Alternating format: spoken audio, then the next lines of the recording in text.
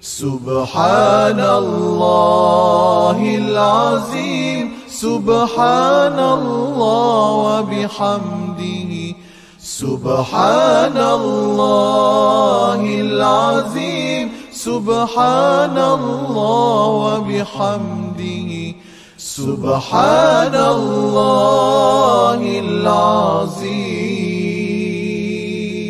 سبحان الله وبحمده سبحان الله العظيم سبحان الله وبحمده سبحان الله العظيم سبحان الله وبحمده سبحان الله العظيم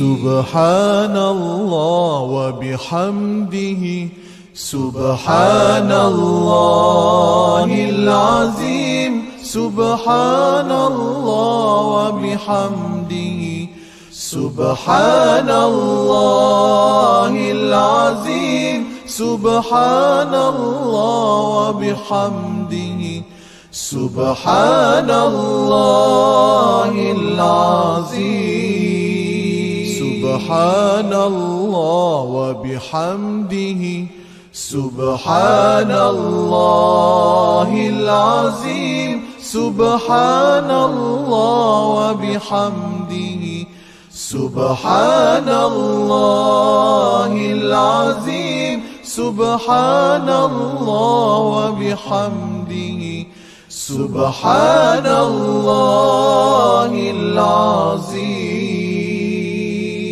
سبحان الله وبحمده سبحان الله العظيم سبحان الله وبحمده سبحان الله العظيم سبحان الله وبحمده سبحان الله العظيم سبحان الله وبحمده. أعوذ بالله السميع العليم من الشيطان الرجيم. بسم الله الرحمن الرحيم.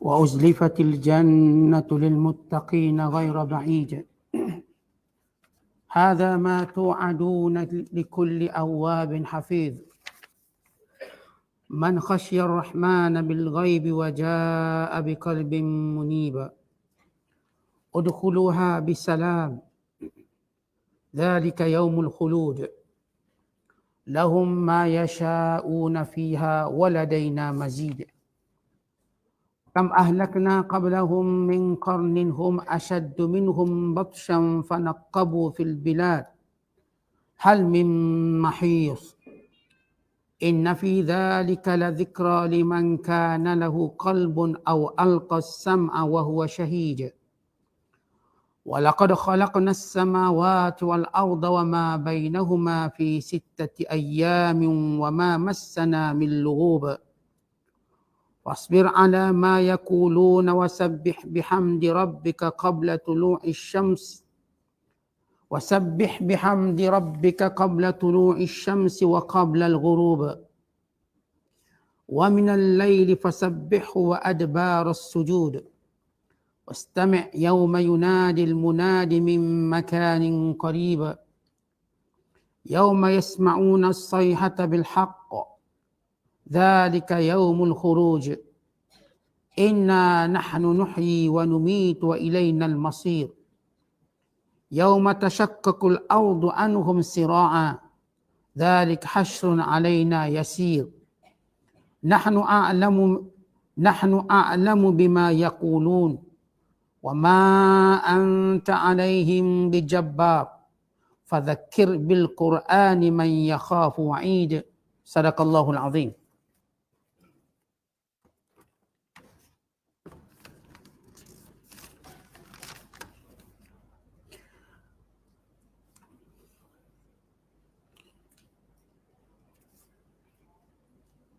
Serta dikatakan kepada mereka,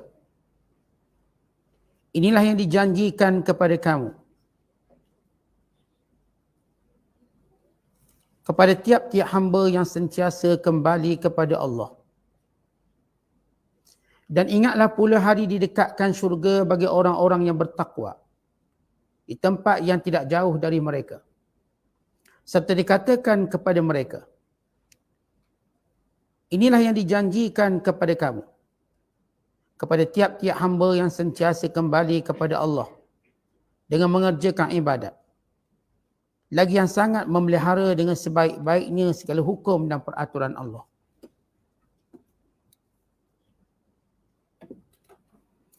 Iaitu orang yang takut melanggar perintah Allah yang Maha Pemurah.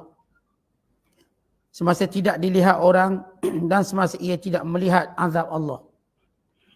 Serta ia datang kepada Allah dengan hati yang tunduk taat. Mereka dipersilakan oleh malaikat dengan berkata, masuklah kamu ke dalam syurga dengan selamat sejahtera. Hari ini ialah hari bermulanya kehidupan yang kekal. Mereka beroleh apa yang mereka kehendaki di situ. Dan di sisi kami ada lagi tambahan limpah kurnia yang tidak terlintas di hati mereka. Dan berapa banyak kaum-kaum yang ingkar yang terdahulu daripada orang-orang musyrik Mekah itu, kami telah binasakan. Kaum-kaum itu lebih kekuatannya dan kehandalannya daripada mereka. Lalu kaum-kaum itu keluar mencari perlindungan di merata negeri. Meskipun demikian keadaannya, dapatkah mereka menyelamatkan diri? Sesungguhnya, keterangan-keterangan dan peristiwa-peristiwa yang tersebut itu tidak syak lagi mengandungi pengajaran bagi sesiapa yang mempunyai hati yang sedar pada masa membacanya, atau yang menggunakan pendengarannya dengan bersungguh-sungguh kepada pengajaran itu, dengan menumpukan hati dan fikiran kepadanya. Dan demi sesungguhnya, kami telah menciptakan langit dan bumi serta segala yang ada di antara keduanya dalam 6 masa. Dan kami tidak mengalami sebarang susah payah. Oleh itu bersabarlah wahai Muhammad akan apa yang dikatakan oleh mereka yang menentangmu itu. Dan bertasbihlah sambil memuji Tuhanmu, terutama sebelum terbit matahari dan sebelum matahari terbenam. Serta bertasbihlah kepadanya pada malam hari dan sesudah mengerjakan sembahyang. Dan dengarlah apa yang diterangkan kepadamu sekarang ini mengenai hari kiamat. Hari malaikat yang menjadi menyeru makhluk-makhluk yang telah mati dari tempat yang dekat, yang dapat didengar oleh semuanya. Iaitu hari mereka mendengar pekikan seruan yang menyatakan perkara yang benar. Hari seruan itu ialah hari masing-masing keluar dari kubur. Sesungguhnya kami menghidupkan dan mematikan. Dan kepada kamilah sahaja tempat kembali sekalian makhluk. Pada hari bumi terbelah-belah untuk mereka segera keluar daripadanya. Perbuatan menghidupkan dan menghimpunkan mereka di padang mahsyar itu mudah bagi kami melaksanakannya. Kami lebih mengetahui apa yang mereka katakan dari berbagai tuduhan terhadapmu, wahai Muhammad. Dan engkau bukanlah seorang yang berkuasa memaksa mereka supaya masing-masing beriman. Oleh itu berilah peringatan dengan Al-Quran ini kepada orang-orang yang takutkan janji azabku. Kita berada pada ayat-ayat terakhir surah Qaf. Surah yang ke-50 pada juzuk yang ke-26. Bermula ayat yang ke-31 sehingga ayat penamat, itu ayat yang ke-45.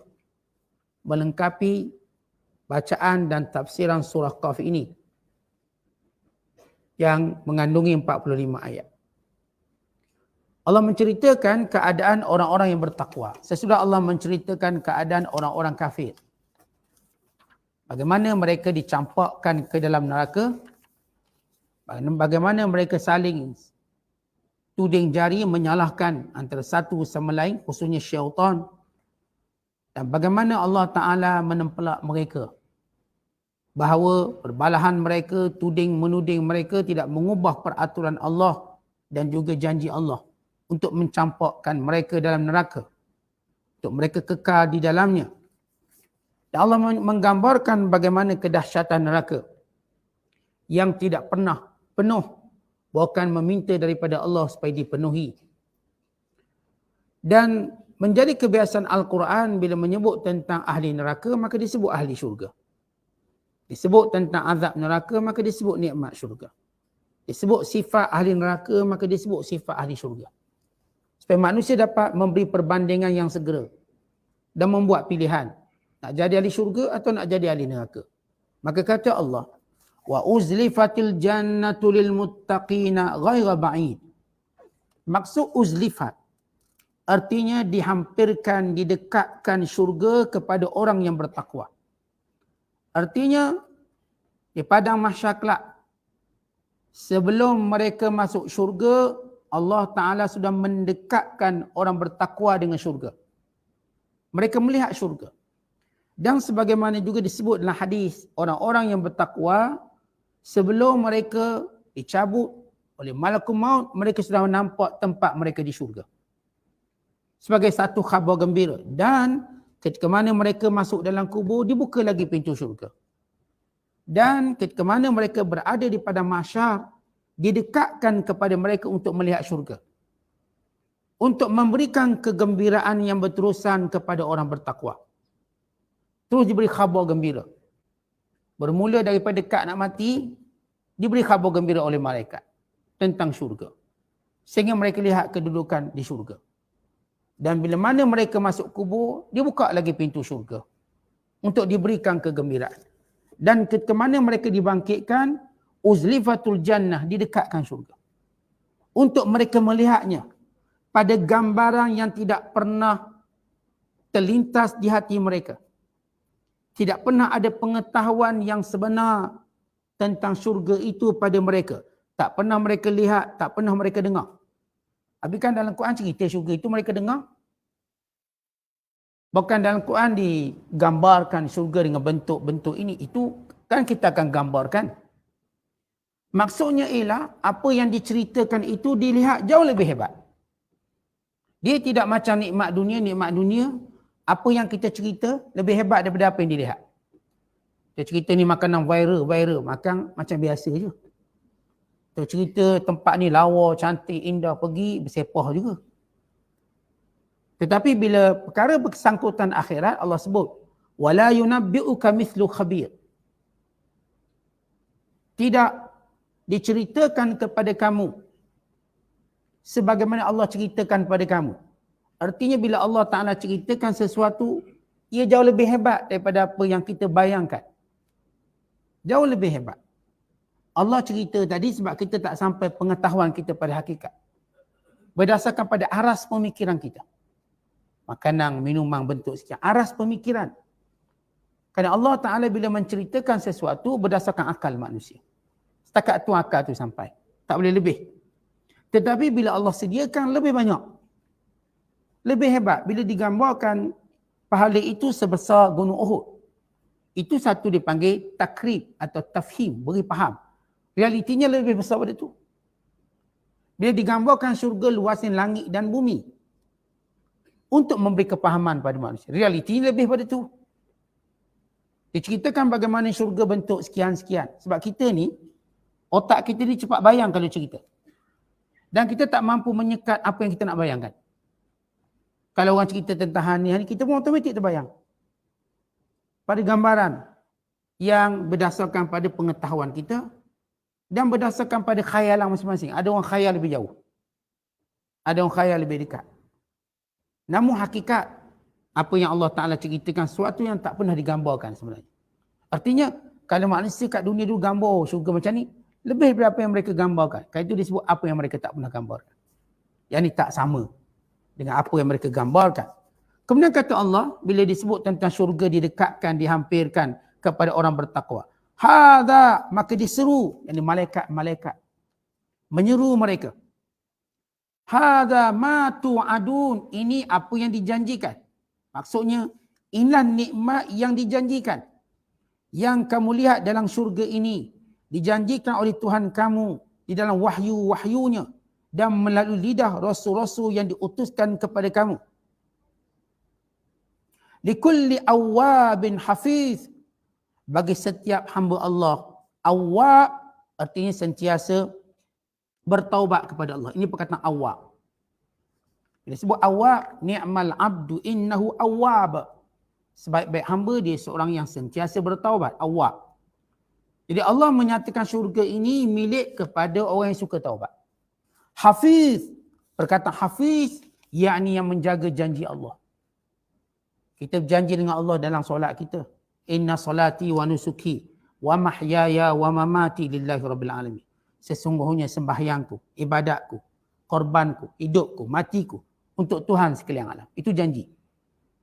Dan kita memelihara janji itu. Memang hidup kita kerana Allah. Solat kita kerana Allah. Seluruh ibadat kerana Allah. Maka Allah sediakan syurga ini dan nikmatnya. Allah mulakan dengan sebut perkataan awwab, orang yang bertaubat. Kerana manusia tak terlepas dari dosa. Dan ini khabar gembira pada semua manusia. Kenapa? Kerana Allah Ta'ala menawarkan taubat.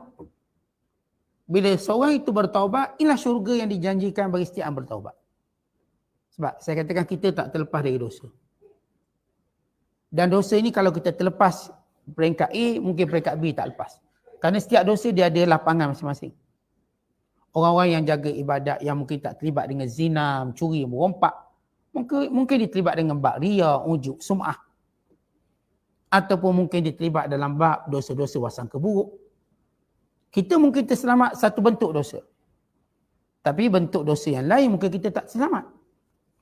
Tak ada orang yang boleh menyangka sebab dia tak terlibat dengan zina, mencuri, merompak, rasuah, minum arak dan segala dosa-dosa besar, maka dia rasa dia tak berdosa. Dosa ni bentuknya banyak. Kerana itu, syaitan tak pernah kecewa untuk menggoda manusia kerana dia melihat ruang-ruang dosa itu banyak dia boleh buat. Kalau sekiranya dosa itu cuma bentuk judi, arak dan sebagainya, nescaya syaitan akan kecewa. Sebab kerajaan tu dah haramkan judi, dah kecewa dah syaitan. Tak boleh buat apa. Menganggurlah syaitan. Sebab judi dah tutup. Kedai arak dah tutup. Tapi syaitan iblis tahu cabang-cabang dosa tu banyak. Orang-orang yang jaga solat, dia ada cabang dosanya sendiri.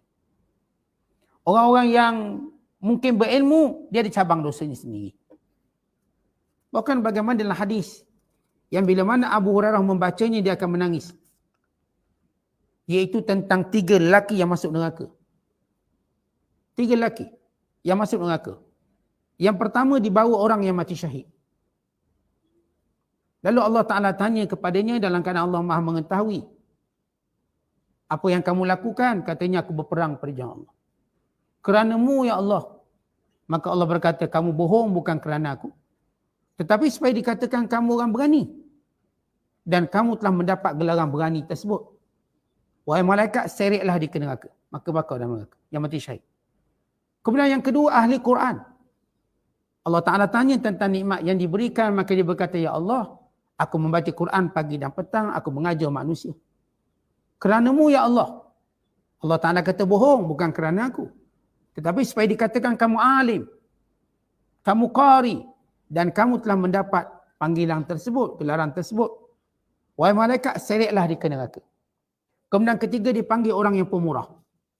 Maka ditanyakan kepada nikmat yang apa yang dilakukan. Maka dikatakan tidak ada jalan melainkan aku menginfakkan pada jalan Allah. Sedekah. Kerana-Mu ya Allah. Allah kata kamu bohong bukan kerana-Ku. Supaya dikatakan kamu pemurah. Maka humbangkan dia ke dalam neraka. Hadis ini bila Abu Hurairah baca dia akan menangis. Takut. Untuk menunjukkan ruang-ruang dosa itu banyak. Walau ini dah mati syahid. Ada ruang dosa dia. Ini sudah pun ahli Quran. Ada ruang dosa dia. Ini sudah pun pemurah. Ada ruang dosanya. Untuk menunjukkan bahawa manusia tidak terlepas dari dosa. Kita elok sini. Kita mungkin bocor kat lain. Supaya kita sentiasa melazimi istighfar. Kita dah sebut. Bila Nabi SAW melazimi istighfar 70 kali sehingga 100 kali. Dan apa tujuan melazimi istighfar sebagai benteng dari dosa? Satu. Bila kita sebut astaghfirullahalazim, benteng dari dosa. Yang belum kita buat. Yang kedua untuk menghilangkan kemanisan dosa. Contoh kalau kita istighfar, kita buat juga dosa, tak akan rasa manis dosa tu. Kita akan rasa Serba salah.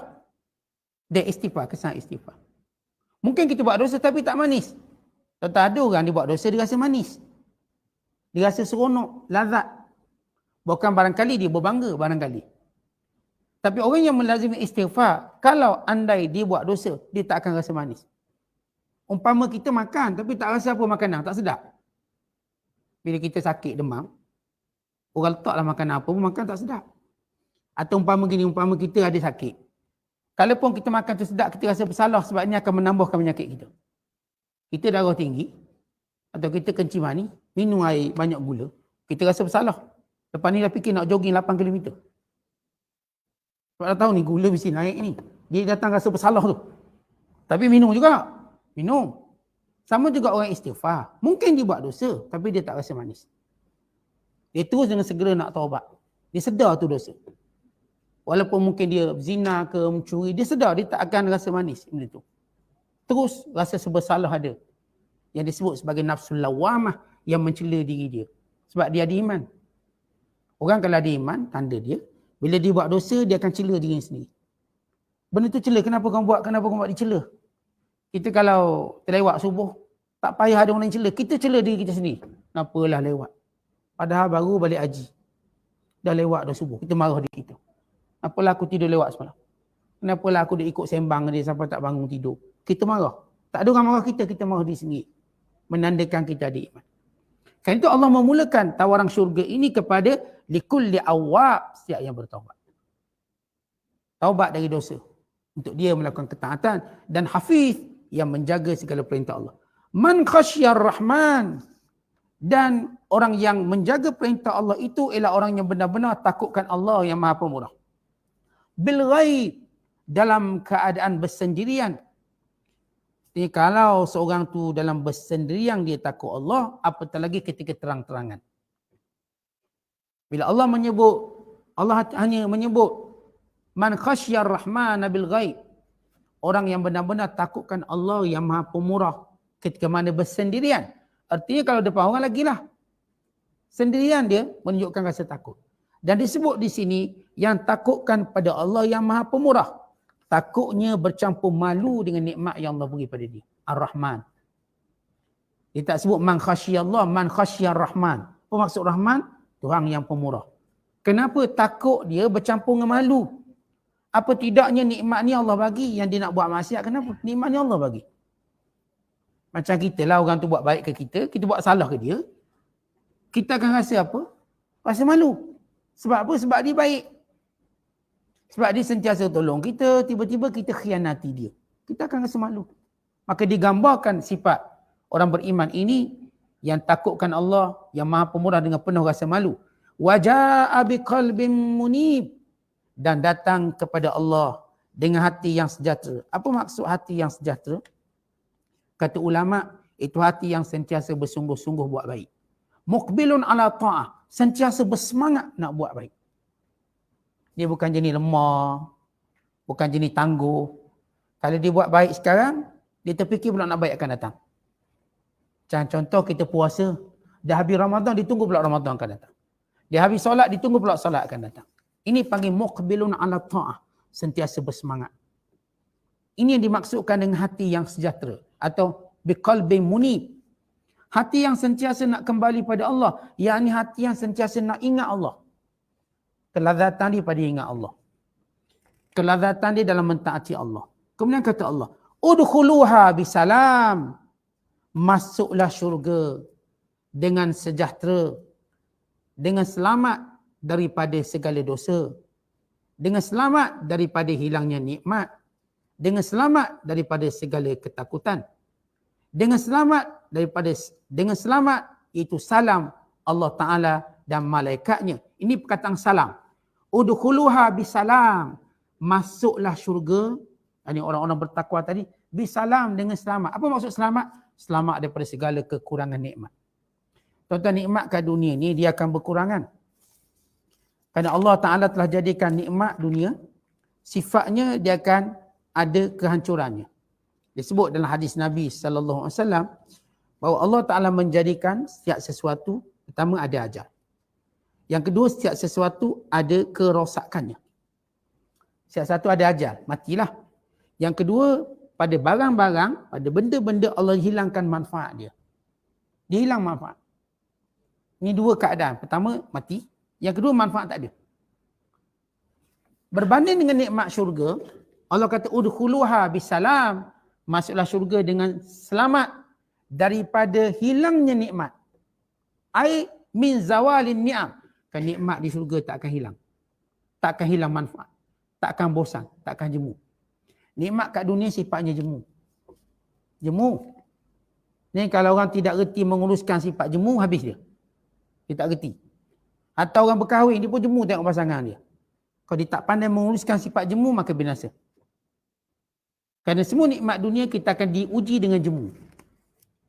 Kerana itu kita diajar, walau kita jemu macam mana pun, kita tetap menjalankannya atas perintah Allah.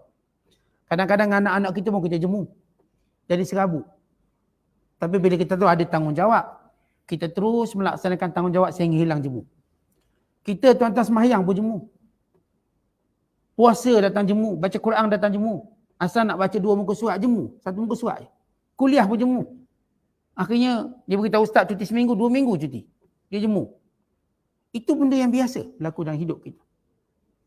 Sifat jemu ini biasa. Ia bukan satu benda luar biasa, biasalah. Kerana itu kita kena pandai menguruskan jemu tadi. Buat iman dengan pasangan, iman dengan anak-anak. Atau dengan makanan. Tuan-tuan bayangkan kita makan nasi setiap hari. Hari datang tak hari jemu gitu. Datang tak nak makan nasi, makan mi pula. Kemudian jemu mi pula. Kadang-kadang jemu dengan tukang masak. Tukang masak ni je jemu. Tak tukar ke tukang masak ni. Dia mari jemu. Kadang-kadang ustaz yang mengajar boleh jemu. Ustaz ni je mengajar. Tak ada orang lain. Asal orang lain muka dia. Itu benda yang fitrah berlaku pada manusia. Atau kalau saya katakan sembahyang pun orang boleh jemu. Baca Quran pun orang boleh jemu. Sehingga Abdullah bin Abbas ketika mana dia menafsirkan Al-Quran, dia stop tafsir. Dia kata bawa kitab syair supaya kamu tak jemu. Kerana hati ini cepat jemu. Rawihu qulubakum. Rawat hati kamu. Sebab tu kadang-kadang kita kena break kejap. Break. Kenapa? Supaya jangan sampai jemu. Baca Quran kita tak baca banyak-banyak. Takut jemu datang. Bila jemu datang, dia cuti berminggu lama ni. Dia punya baca Quran hari pertama 10 juzuk. Esok hilang. 10 hari cuti. Macam sama lah sehari sejuzuk. Baik dibaca sehari sejuzuk secara istiqamah. Dan ini disebut dalam hadis. Wallahi, wallahu la yamallu hatta tamallu. Allah tak jemu, kamu yang jemu. Sehingga kata Nabi SAW, lakukan ibadat secara sederhana. Kerana bimbang pun jemu. Tetapi orang yang pandai menguruskan jemu. Saya kata kita kena belajar ilmu menguruskan jemu. Dan saya kata kita mungkin jemu pada pasangan kita. Kita mungkin jemu pada makan minum kita. Jemu pada anak-anak kita. Jemu pada rutin ibadat kita. Bukan jemu pada pekerjaan kita walaupun menghasilkan duit. Dapat duit tapi jemu. Malas dah kerja. Tak nak kerja. Carilah reka lah alasan nak cuti kerja. Sebab memang tak semangat kerja. Kadang-kadang makan masa mungkin lama tempoh dia. Setiap orang kena tahu macam mana nak jemu. Antaranya doa yang Nabi ajar. Allahumma inni a'udzubika minal hammi wal hazan. Wa a'udzubika minal ajzi wal kasali. Az lemah, kasal malas. Malas tu jemu. Nabi SAW. Bila datang, kita tak kata Rasulullah jemu, malas dan sebagainya. Datang waktu Nabi SAW tak larat, maka Rasulullah buat secara duduk. Supaya apa? Supaya tak berhenti kebaikan. Tentang kadang-kadang bila kita solat berdiri ni, kita pun rasa macam lama berdiri. Duduk. Tentang solat witir, katakan 5 rakaat malam. Tapi rasa banyak 5 ni. Bila rasa banyak berdiri, cuba duduk. Kadang-kadang kita baca Quran, 2 lay, 2 muka sehari, rasa banyak. Kalau rasa banyak baca 2 lay, dengar. Kita dengar je, jangan baca. Untuk menghilangkan. Tapi kita tetap dapat volume ataupun nilai sama, cuma bentuk lain. Rasulullah SAW kadang-kadang kata Aisyah solat duduk. Rawatannya. Tuan-tuan kalau tuan-tuan jemu solat berdiri, tuan-tuan duduk. Ini bagi solat sunat lah. Yang solat wajib jangan duduk pula. Sebab itu rukun. Kita cerita solat sunat. Kadang-kadang kita solat sunat banyak. Kita solat tarawih kan banyak 20 rakaat. Datang jemu dia, duduk. Bila duduk dia hilangkan jemu. Bila rasa hilang balik, bangun. Begitu cara dia. Baik, ini penting merawat atau mencari Jalan-jalan merawat Jumaat itu doa yang kita sebut. Perkataan azzi wal kasal yang Rasulullah ajar pada kita. InsyaAllah kalau kita baca hilang jemu tu. Pada semua benda. Padahal urusan duniawi kita, apatah urusan ukhrawi kita. Supaya kita sentiasa istiqamah. Kemudian kata Allah, Dzalika yaumul khulud. Ini hari yang kamu akan kekal dalam syurga. Lau ma yasha'un, bagi mereka apa yang mereka nak padanya. Waladaina mazid, dan kami menyediakan tambahan lebih daripada apa yang mereka nak. Baik. Allah sebut dalam syurga apa sahaja yang kita nak. Apa sahaja yang ahli syurga nak. Tetapi kami ada tambahan lagi. Apa maksud tambahan? Kata ulama, tambahan itu ialah melihat Allah Subhanahu Wa Taala. Allah berfirman, lilladzina ahsanul husna wa ziyadah. Bagi orang-orang yang melakukan kebaikan itu syurga dan tambahan. Apa itu tambahan? Melihat wajah Allah. Dan hadis yang diriwayatkan oleh Imam Muslim daripada Suhaib bin Sinan Ar-Rumi, annahan nazaru ila wajhillahil karim. Maksud tambahan ialah melihat pada wajah Allah yang mulia. Dan kita dah sebut dalam hadis yang lain, bagaimana melihat wajah Allah ini nikmatnya lebih hebat daripada syurga itu sendiri. Apa tidaknya kan Allah yang menciptakan syurga. Syurga itu tuan-tuan di sebalik nikmat dia masih lagi makhluk. Makhluk macam kita makhluk. Diciptakan. Melihat wajah Allah, melihat pada wajah Khalik yang menciptakan. Dan tidak ada nikmat sehebat itu. Sehingga ketika mana ahli syurga melihat wajah Allah, maka hilang ingatannya pada syurga. Ingat. Tak ingat syurga. Kita tuan-tuan kalau benda tu memang paling bernikmat, kita tengok yang tu, kita akan lupa yang tu. Kenapa? Kerana ia benar-benar nikmat. Maka ini maksud ziyadah. Waladaina mazid. Bagi kami ada tambahan. Tambahan di sini ialah melihat wajah Allah Ta'ala. Sesudah Allah Ta'ala menyebut keadaan orang beriman, maka Allah Ta'ala mengulangi amaran dan juga kecaman kepada orang-orang yang tidak mempercayai hari kebangkitan. Dan Allah menegaskan sekali lagi dalam bermula daripada ayat pertama lagi sehingga berikutnya ayat terakhir ini, penegasan Allah Ta'ala tentang hari kebangkitan semula. Kata Allah, wa kam ahlakna qablahum min qarn. Betapa banyak umat yang telah kami binasakan dahulu, kurung-kurung terdahulu. Hum ashaddu minhum batsha. Mereka jauh lebih gagah, lebih kuat, lebih handal, lebih bijak. Fanaqabu fil bilad. Lalu bertebaran mereka di muka bumi untuk mencari rezeki.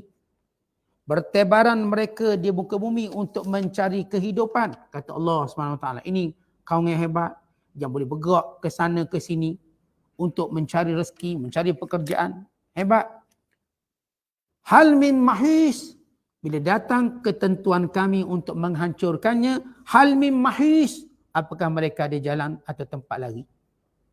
Tuan-tuan, bila berlaku musibah, tak payah tengok zaman dulu, zaman sekarang. Manusia nak lari kat mana?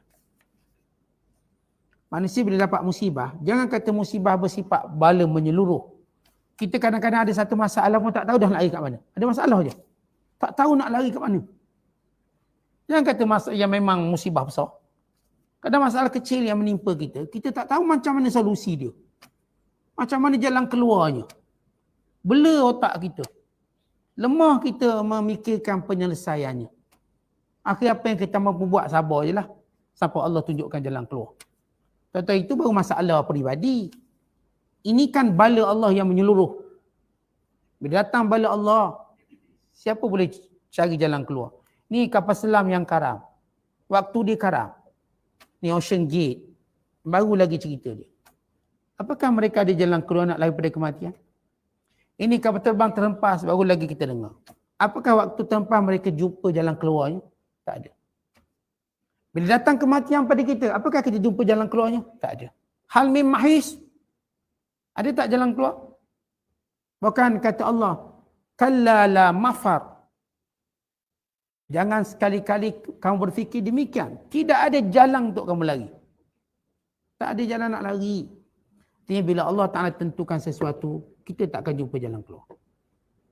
Apatah lagi yang Allah tentukan itu bersifat bala. Ini bala, nak lari mana? Kaum Ad, kaum Samud, seorang pun tak lari. Semua mereka dibinasakan tanpa meninggalkan keturunan. Kemudian kata Allah, inna fi dzalika, kejadian-kejadian umat yang hancur dan musnah yang dibinasakan, la zikra, peringatan. Liman kana lahu qalbun, orang yang ada akal. Qalbun ni hati, akal. Berfikir dengan insaf. Au al-qasam, atau dengar dengan teliti, dengar sungguh-sungguh. Wa huwa syahid, dalam keadaan dia menjadi saksi akan kehancuran mereka. Tuan-tuan sekalian, kita ambil contoh mudah. Kita ni, kalau kita fikir tentang kematian je. Tuan-tuan fikir tentang kematian. Orang kaya, yang bergelar, segala gelaran yang paling mulia, yang ada harta, tidak terkira banyaknya. Tuan-tuan bila datang mati, cuba tuan-tuan fikir. Kita fikir tentang orang yang mati ni. Fikir dengan hati kita. Seolah-olah tak ada orang boleh selamat dia mati. Walau dia bergelar Tun, Tan Sri, Sultan, Agung, tak ada seorang pun boleh selamat. Dan cuba fikir lagi, tak ada seorang pun hartanya beri manfaat. Cuba fikir lagi, tak ada seorang pun dapat membantu dia waktu dalam keadaan kematian. Fikir lagi. Dan bila mana kita fikir dan kita tengok pula syahid. Tengok ini kubur-kubur orang-orang yang pernah macam kita. Mungkin anak dia 1 dozen. Mungkin pengikutnya puluhan ribu. Mungkin duitnya puluhan juta. Kita lihat hari ini, siapa mereka? Tak ada sesiapa. Tak ada nama. Ini Allah kata, kalau kamu lihat kaum-kaum yang dibinasakan, fikir dengan hati, teliti betul dengan pendengaran kamu, dan kadang kamu lihat apa yang mereka lalui, nescaya kamu mengetahui betapa dunia ini sementara. Kata kita duk cinta sangat dunia. Cuba fikir dunia ni. Kat mana penghujung dunia? Kita kan ada cita-cita. Penghujung dunia kita nak jadi sekian-sekian orang. Tapi sebenarnya kita tak cakap tentang hujungnya. Kita bercakap tentang angan-angan kita. Hujungnya ialah kematian. Hujung dunia ni, yang kita orang kata nak raung dunia, nak keliling dunia, nak sampai ke hujung dunia, ke hujung gunung. Hujung sebenar hidup kita ialah mati. Yang lain tu cuma angan-angan kita. Dan angan-angan kena ingat dia tak habis. Tuan-tuan, angan-angan saya nak kaya. Lepas kaya dia ada angan-angan lain pula. Angan-angan saya nak berkahwin misalnya. Dah kahwin dia ada benda lain pula. Angan-angan saya nak kerja. Dah kerja dia ada benda lain pula. Kita tak akan habis.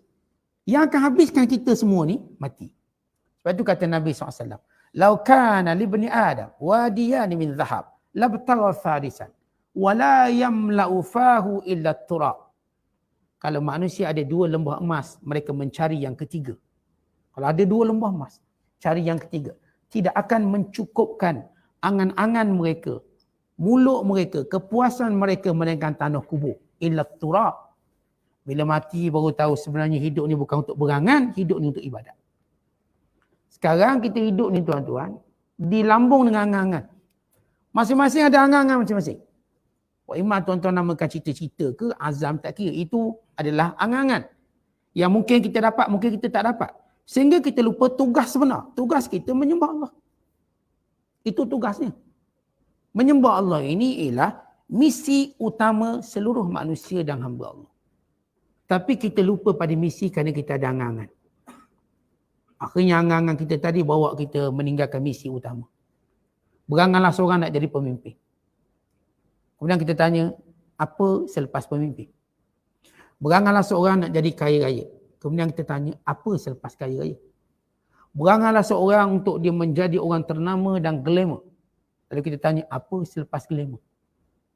Apa selepas glamour? Ni ada seorang hamba Allah. Dia punya followers dia 600 juta. Dia orang pertama siapa angka tu, 600 juta. Kalau saya sebut tuan-tuan kenal, tapi saya tak nak sebut. Followers dia 600 juta. Banyaklah, paling banyak dalam dunia followers dia. Dalam IG dia. Ramai. Tapi soalannya apa selepas popular? Berantakan rumah tangga, mula goyang. Rumah tangga mula goyang. Keluarga mula goyang. Sebenarnya manusia nak apa? Manusia sebenarnya, tuan-tuan, hidup ni bukan untuk angan-angan. Kerana kalau kita kejar angan-angan, kita penat. Tetapi kalau kita buat kerja kita, kita tak penat. Tuan-tuan, orang kejar angan-angan ni penat. Penat. Sebab dia tak akan pernah cukup. Tapi kalau kita utamakan kerja kita, angan-angan itu pun datang. Kadang-kadang tanpa kita cita-citakan. Saya nak taat Allah. Kalau saya bekerja, saya nak taat Allah. Kalau saya berkahwin, untuk taat Allah. Kalau saya berkeluarga, untuk taat Allah. Saya nak jaga keluarga saya daripada api neraka. Itu yang menjadi misi kita. Maka apa yang kita angan-angankan lebih pada dapat. Tapi kalau letak angan-angan sampai saya katakan tinggal misi utama. Maka kita lihat, kesudahan orang ni semuanya masalah besar. yang niat nak glamour. Ada seorang hamba Allah saya baca nak glamour. Maka Allah bagi dia glamour. Daripada sekolah rendah lagi dia cuba nak glamour. Akhir glamour betul dia. Berjuta peminat. Hari ni dia takut glamour. Takut. Dia trauma dengan flash, dengan kamera. Dia takut dengan wartawan. Dulu cari wartawan. Sekarang dia takut wartawan. Dia jadi musuh wartawan. Maka hidupnya dah mula rosak. Walau kaya dah rosak. Dia tak tahu benda dia nak. Sebab itu Allah Ta'ala suruh kita sibukkan dengan tugas kita. Kata Allah, wa'bud rabbaka hatta ya'tiyakal yaqin. Terus beribadat pada Allah sehingga datang kematian. Itu kita punya cita-cita kita. Semua Allah sampai mati. Bukan berangang sampai mati. Semua Allah sampai mati.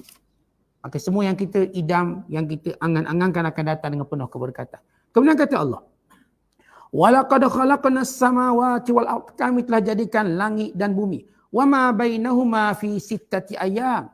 Dan apa di antara langit dan bumi, gunung ganang, sungai, laut, antara langit dan bumi tadi, semua isi-isinya, termasuk kita katakan binatang-binatang, fi sittati ayyam, pada 6 masa. Setengah ulama menafsirkannya pada 6 hari. Penafsiran tepat pada 6 masa kerana belum ada hari. Dek kerana matahari belum diciptakan. 6 masa. Walaupun disebut dalam hadis tentang 6 masa ini bersifat hari, Ahad, Isnin, Selasa, Rabu, Khamis, Jumaat. Disebut dalam hadis Nabi SAW. Dan hadis yang panjang. Rasulullah ketika mana ditanya oleh Yahudi tentang kejadian langit dan bumi. Lalu baginda berkata, Allah menciptakan bumi hari Ahad dan hari Isnin. Allah menciptakan gunung, kita terjemah terus. Allah menciptakan gunung pada hari Selasa. Dan apa yang ada padanya daripada segala perkara yang memberi manfaat. Dan Allah menciptakan pada hari Rabu pokok-pokok, air, bandar-bandar, kehancurannya dan pembangunannya. Allah menciptakan pada hari Khamis langit. Allah menciptakan pada hari Jumaat. Pada hari Jumaat bintang-bintang, matahari dan bulan. Dan kepada 3 lagi waktu yang baki, Allah Ta'ala ciptakan pada waktu yang pertama itu kematian. Pada waktu yang kedua itu kehancuran bagi setiap perkara yang dia ambil manfaat pada manusia. Dan pada yang ketiga bahagian hari itu diciptakan Adam, ditetapkan dalam syurga dan diperintahkan iblis sujud padanya, akhirnya dikeluarkan daripadanya pada akhir waktunya. Maksudnya dalam hadis ni kita syarah sikit. Rasulullah bila datang Yahudi tanya, bagaimana Allah ciptakan langit dan bumi? Maka kata Nabi SAW, Allah Ta'ala ciptakan bumi, hamparannya, Ahad dan Isnin. Okay, jelas. Kemudian Allah jadikan gunung ganang pada hari Selasa. Dan segala manfaat yang ada pada gunung ganang. Segala galian, besinya, tembaganya ada dalam ni. REE-nya sekali. REE. Dah senyap dah REE ni. Yang ada pada gunung tu, ada dalam bumi. Allah ciptakannya pada hari Selasa.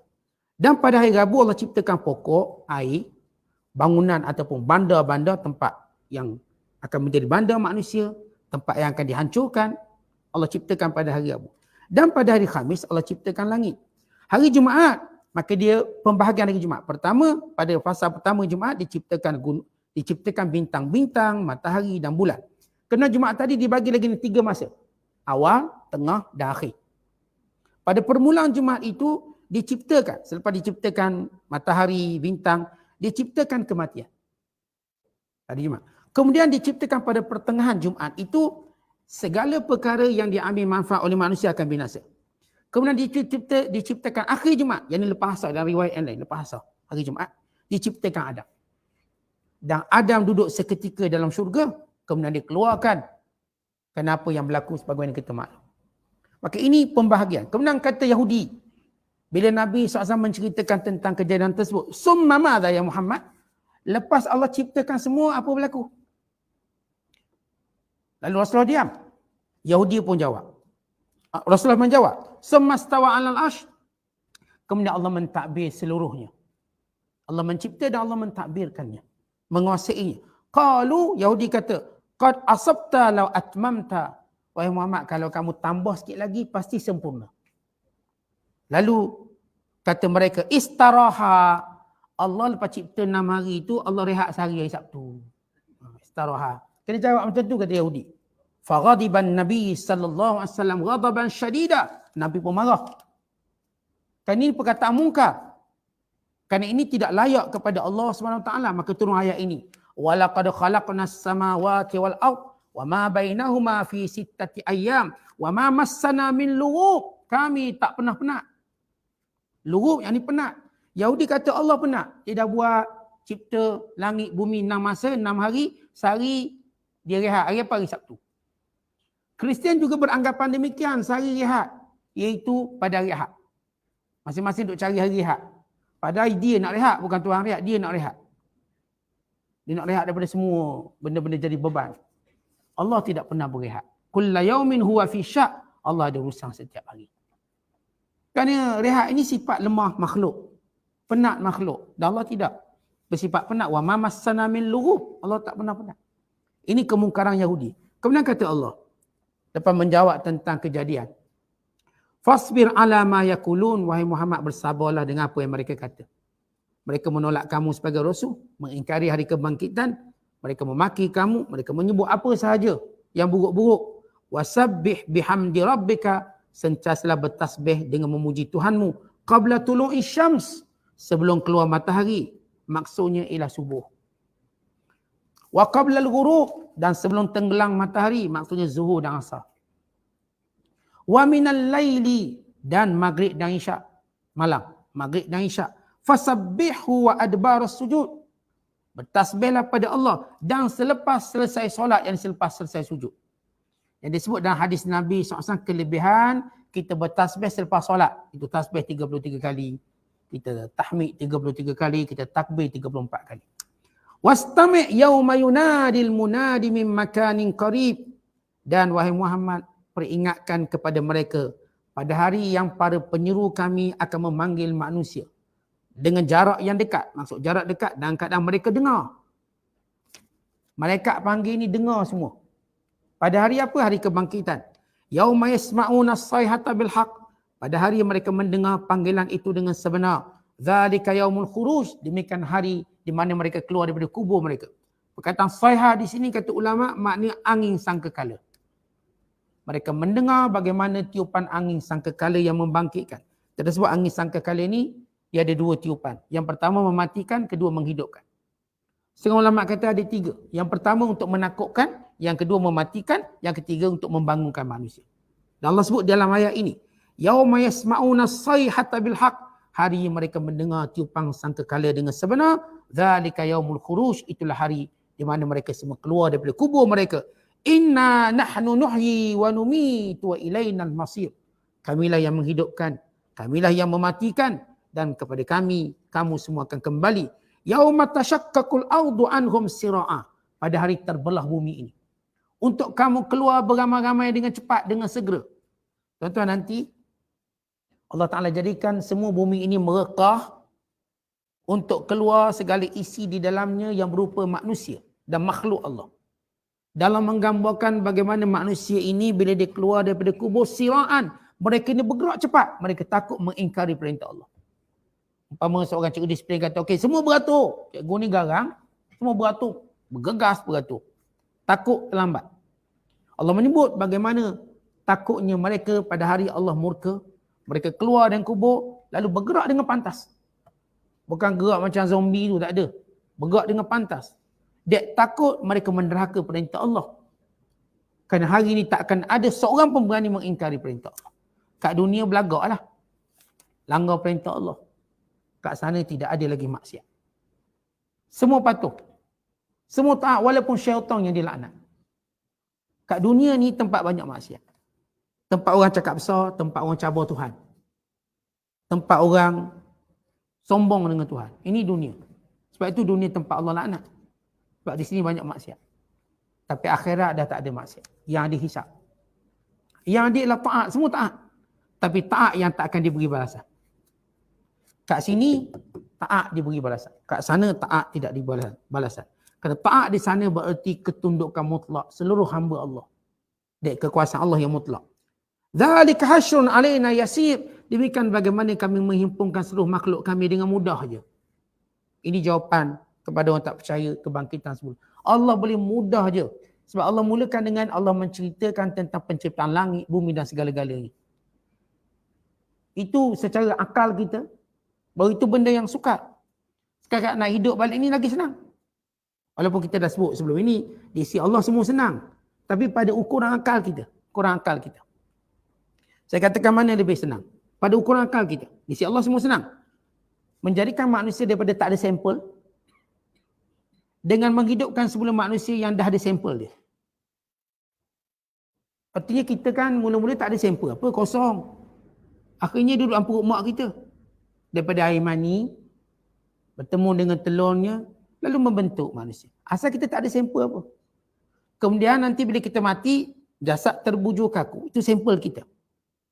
Maka satu persatu daging kita berpisah dari tulang. Tulang tu ada sampel lagi. Ada lagi. Maka hari ini kita tengok, pakar-pakar sejarah, mereka kumpulkan fosil. Kerangka-kerangka. Mereka bina balik. Mereka pun boleh buat. Masakan Allah tak boleh buat. Mereka kumpul apa sebut tulang-tulang dinosaur, buat balik. Ini dinosaur, nama T-Rex. Ini dinosaur nama sekian. Mereka kumpul tulang-tulang. Mereka bina balik.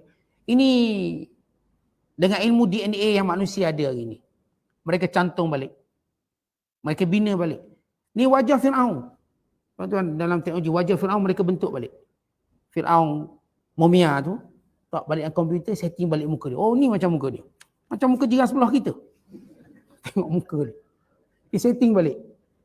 Berarti nak beritahu, kalaulah manusia, Allah beri ilmu ni untuk bentuk balik, sesuatu yang dah lama hilang, kan ada sampel dia. Rahang ni ada, dibentuk. Oh, gini muka dia. Ini muka Fir'aun ni. Ini muka Fir'aun ni. Maka, kalau secara akal kita, tuan-tuan, mana lebih mudah? Daripada mengadakan yang tak ada sampel, yang kosong, dengan yang dah ada sampel kita. Kita duduk dalam kubur, dah ada tulang belulang kita. Ini kalau saintis atau pakar bahagian ini, dijumpa tengkorak cukup untuk dibentuk, ni siapa? Itu kubur perang, yang satu kubur beribu mayat, mereka keluarkan balik, mereka kenal balik identiti. Oleh proses DNA. Kenal balik identiti. Bahkan mereka tahu ni tahun bila mati. Berdasarkan ilmu yang Allah beri pada mereka. Untuk mereka cek ni tahun bila, ni tahun bila, ni tahun bila. Ini manusia. Ilmu yang Allah bagi. Kita nampak hebat dah. Kita pun percaya. Tak satu sampel mayat ini, mayat ni 2000 tahun dulu. Kita percaya. Tak ada seorang berani agui. Sebab itu bukan ilmu kita. Ilmu dia. Apatah lagi ilmu Allah. Apakah lagi ilmu? Ini kalau kita cerita tentang secara akal kita, mana satu mudah? Walaupun kita sebut di sisi Allah semua mudah. Tak ada yang susah. Semua mudah. Kerana Allah berkuasa. Nahnu a'lamu bima yakulun. Kami tahu apa yang mereka katakan. Buruk ke baik kami tahu. Wa ma anta alaihim bijabbar, wahai Muhammad. Kamu bukan untuk menguasai mereka, tapi kamu berdakwah pada mereka. Di sini juga Islam bukan paksaan. Rasulullah SAW tidak diajar memaksa orang percaya. Tetapi Rasulullah perlu beritahu orang sehingga mereka percaya. Bukan dengan secara jaban, secara samsing untuk paksa. Kena percaya, tak percaya kita lempang dia, kita pukul. Tak boleh begitu. Kalau tak masuk Islam, kita bunuh dia. Tak boleh begitu. La ikraha fid din. Tetapi kita diperintahkan menyampaikan dengan jelas. Wa ma 'alaika illal balaghul mubin, dan bukanlah tugasmu wahai Muhammad melainkan menyampaikannya dengan jelas. Rasulullah SAW tidak diperintahkan untuk memaksa, tapi menyampaikan fadzakir. Kerana itu berilah senantiasa peringatan bil Quran, dengan Al-Quran ini. Man yakhafu wa'id, bagi orang yang takut kepada amaranku. Bagi orang yang takut pada kekuasaanku. Bagi orang yang takut ada hari di mana akan kukumpulkan semua manusia untuk dihisap. Beri peringatan dengan Al-Quran. Tuan-tuan, di sini menunjukkan. Kita ni kalau nak beri peringatan pada orang, ya kita boleh tunjuklah contoh macam-macam. Tapi contoh tu dia tak kuat membekas di hati. Kerana sifat hati yang cepat kotor. Tuan-tuan, setiap tempat, setiap benda, dia ada benda sesuai untuk kita sesuaikan dengan dia. Even kita kalau ada kotoran, ada sabung yang sesuai. Tuan-tuan nak basuh baju, jangan guna sabung basuh pinggang. Dia tak mungkin suci. Tak ada sabung baju, tuan-tuan guna sabung basuh pinggang ke? Guna Ezion. Kita mau basuh baju. Pakai sabun dapur. Tak mungkin dia ada sabung basuh. Kita pun tak mungkin pakai sabung yang basuh lantai untuk basuh baju. Pun tak logik. Walaupun namanya sabun. Maksud dia sebut keberkesanan. Setiap benda ada keberkesanan dia. Tentang hati ni. Kalau kita cerita tentang hal-hal lain, Dia tak memberi bekas yang lama. Tapi beri peringatan dengan Quran, itu bekasnya lama. Kita kalau nak dakwah dengan Al-Quran, baca Quran. Bacakan Quran. Dan itu Rasulullah buat, itulah kesan dakwah. Ingatkan mereka dengan Al-Quran. Suruh mereka belajar Quran. Kerana Quran ini meninggalkan bekas yang lebih dalam kerana sifat barakahnya. Anak-anak kita tuan-tuan nak suruh baik. Memang boleh kita motivasi dia. Tapi hantar motivasi seminggu je baik. Hantar motivasi dia seminggu baik. Tu balik cium tangan kita, cium kaki kita. Dia punya baik. Lepas seminggu, dah tak ada dah dia. Tapi bila kita beri peringatan dengan Al-Quran. Mulakan anak kita dengan ajar dia baca Quran. Biar dia pandai. Kemudian ajar dia cinta Quran. Biar dia boleh baca sendiri walau kita tak suruh. Dan ajar dia faham Quran, tadabbur Quran. Sehingga dia faham setiap ayat. Itu meninggalkan bekas yang besar. Hatta kita sendiri. Tuan-tuan kita dah dengar banyak ceramah. Kadang tak meninggalkan kesan besar. Baca Quran, tadabbur Quran. Tuan-tuan tadabbur ayat demi ayat. Dia meninggalkan bekas yang besar. Kerana dia sifat berkat. Quran ni berkat, dia kalam Allah. Allah nasihat kita. Allah yang ingatkan kita. Ini kalam Allah. Berbanding kita yang bercakap dengan dia. Hari ni dia macam okey, esok lain pula. Sebab itu manusia tak mampu untuk membuka hati orang. Tapi Allah. Kerana itu kena banyak baca Quran, banyak pendengarkan Quran. Siapa pun tuan-tuan termasuk diri kita. Nak jadi baik, baca Quran banyak-banyak. Tadabbur Quran banyak-banyak. Dah habis tafsir, ulang lagi tafsir. Sampai kita faham. Ni kalau habis tafsir serawang, jangan ingat faham. Belum faham lagi. Kita baca lagi. Baca lagi. Sampai kita benar-benar menyerat dalam hati kita. Sehingga ia berbekas dan kuat. Maka kita dah sebut generasi paling berjaya. Generasi Al-Quran. Yang ceramah-ceramah lain ni tuan-tuan untuk beri sikit. Untuk macam angkat dia berada atas jalan dia. Tapi untuk meneruskan perjalanan ke syurga perlukan Quran. Inna hadzal Quran yahdi lillati hiya aqwam. Hanya Quran ini yang menunjukkan manusia pada jalan yang lurus. Ini hanya Quran ini. Sebab itu kita nak betul-betul faham Quran, tadabbur Quran. Mulakan dengan baca Quran, mula dengan ulang Quran dan cinta Quran. Kalau tuan-tuan iltizam untuk membaca Quran setiap hari, kita tidak akan jauh daripada petunjuk Allah. Tapi kalau tinggal baca Quran, hati pun kering. Seperti ikan tak ada air. Walaupun bab lain bagus, tapi Quran ni jarang baca. Maka hati kita pasti kering. Hati kita pasti macam ada kekurangan. Dia macam kita tuan-tuan makan macam-macam. KFC makan, tu makan, nasi tak makan. Rasa tak kurang? Rasa, saya rasa macam tak makan lagi lah. Sebab dia lagi tak boleh makan nasi. Walaupun dah makan nasi minyak, nasi Arab, dia nak nasi putih juga. Kalau dia nasi putih bukan makan nasi. Itu perumpamaan walaupun Quran lebih hebat pada itu. Dia cerita mazak nasi. Artinya kalau tak makan nasi, dia kata tak makan. Dah 4 hari saya tak makan. Orang boleh terima. Tuan-tuan, Al-Quran lebih pada yang kita sebut makanan ruji kita. Quran ialah makanan rohani ruji kita yang berterusan. Nak kuat sebagai seorang suami, nak kuat sebagai seorang isteri, nak kuat sebagai seorang pemimpin, nak kuat sebagai seorang rakyat. Maka semuanya bermula daripada baca Quran dan ambil peringatan daripada Quran dan sentiasa ingatkan anak-anak kita dengan Al-Quran. Wallahu a'lam bissawab. Assalamualaikum warahmatullahi wabarakatuh.